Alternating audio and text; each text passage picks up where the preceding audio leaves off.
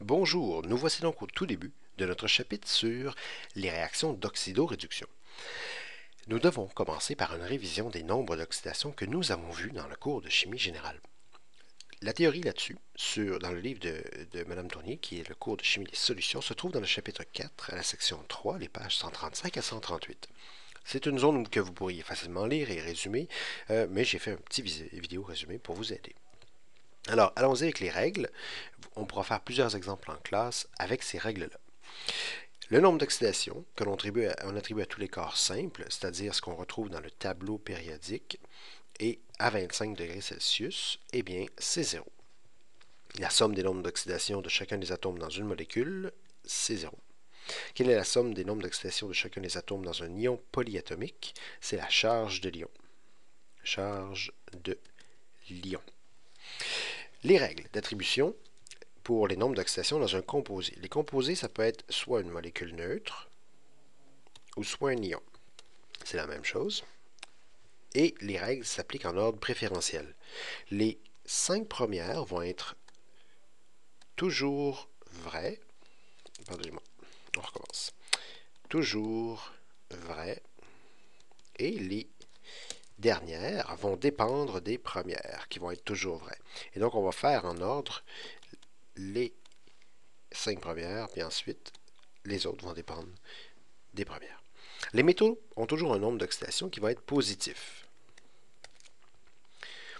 Les alcalins vont toujours avoir un nombre d'oxydation qui est égal à plus 1, et les alcalinotéreux, toujours un nombre d'oxydation qui est égal à plus 2. Le fluor, qui ne peut augmenter peut exciter l'électron sur une couche supplémentaire, va toujours avoir un nombre d'oxydation égal à moins 1. C'est un des halogènes. Donc, il est moins 1, mais il ne peut pas aller plus haut que ça. Et l'aluminium, lui, même chose, toujours plus 3, donc une valeur fixe. Ces règles-là sont toujours vraies, c'est les 5 premières. Avant d'aller plus loin, je vais vous faire remarquer la différence entre une charge et un nombre d'oxydation. Il y a une différence. Charge d'un ion, on va écrire c'est quoi, et nombre d'oxydation d'un atome. On va prendre par exemple le cas du Ca2+. C'est du calcium, alcalinotéreux. La charge de cet ion-là, c'est une charge de 2+. Donc on l'écrit le 2 avant le plus. C'est pour ça que j'écris comme ça ici, charge là, 2+. Si je veux avoir le nombre d'oxydation de l'atome de calcium, eh bien la réponse c'est plus 2. Il a perdu 2 électrons. On écrit le plus avant le chiffre pour le nombre d'oxydation et le chiffre avant le plus pour la charge. Alors plus bas, l'hydrogène a un nombre d'oxydation égal à plus 1, sauf si les règles précédentes contredisent ceci. Par exemple, le CH4. Si je prends les règles pour trouver le nombre d'oxydation de CH4, je regarde les premières. Est-ce qu'il y a un métal? Non. Est-ce qu'il y a un alcalin? Non plus. Alcalinotéreux? Non plus. Fluor? Non. Aluminium? Non plus. Donc la première règle que je rencontre, c'est l'hydrogène à plus 1. J'écris donc plus 1 au-dessus de l'hydrogène. J'en ai 4. Donc, c'est une somme de plus 4 pour tous les hydrogènes. Au total, la molécule est neutre. Donc, ça va me donner un nombre d'oxydation totale de 0. J'ai donc pour tous les carbones un nombre d'oxydation de moins 4. Parce que quand j'additionne moins 4 et plus 4, ça donne bien 0. J'en ai seulement un carbone, donc mon carbone possède un nombre d'oxydation de moins 4. Dans ce cas-ci, dans notre premier exemple, le nombre d'oxydation de l'hydrogène est de plus 1. Mais si je parle de NaH, c'est une molécule avec un hydrogène et un sodium. Je reprends les nombres d'oxydation avec les règles depuis le début. J'ai un métal, le sodium, donc ça va avoir un nombre d'oxydation positif, et c'est un alcalin qui est à plus 1. J'en ai juste un sodium, donc ça donne un nombre d'oxydation totale de plus 1 pour tous les sodiums. Le composé est neutre, donc il faut que j'ai un total de moins 1 pour tous les hydrogènes. Et comme j'en ai juste un, le nombre d'oxydation de l'hydrogène dans cette molécule-là dans ce composé-là, va être de moins 1. Et donc, ceci est une règle qui s'applique seulement si les règles précédentes ne contredisent pas. L'oxygène va toujours avoir un nombre d'oxydation égal à moins 2, sauf si les premières règles le contredisent. Dans H2O. Si je suis les règles, je rencontre aucun métaux, aucun fluor, aucun aluminium. La première règle, c'est celle de l'hydrogène à plus 1. Il y en a deux, ça donne une somme de plus 2. Au total, ça va me donner 0 parce que j'ai pas de charge. Donc, moins 2 pour un oxygène. Donc, l'oxygène est à moins 2.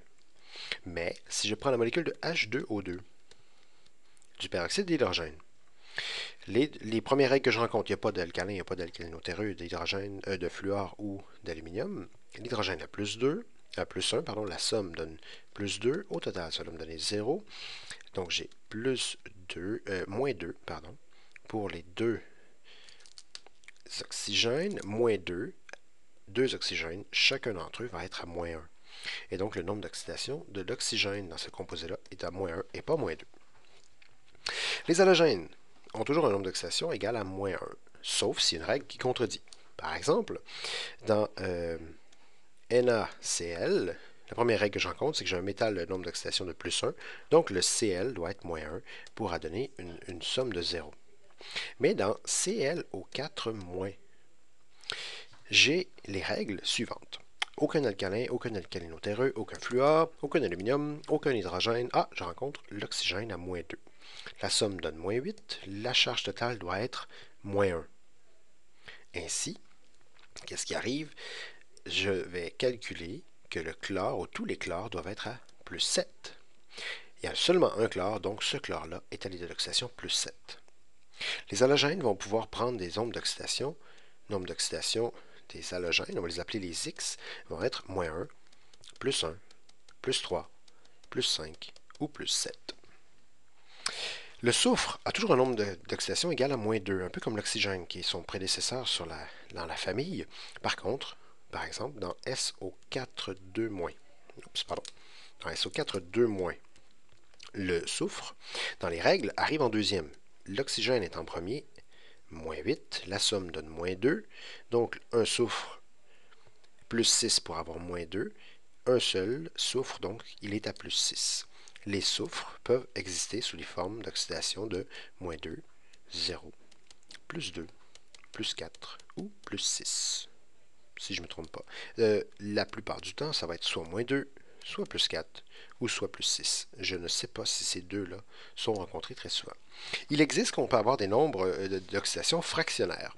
Par exemple, dans l'ion S4O6-, on a un soufre qui est à l'état d'oxydation plus 2,5.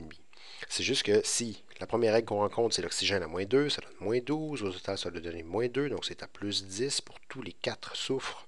10 divisé par 4, 2,5. Ça arrive, c'est pas grave.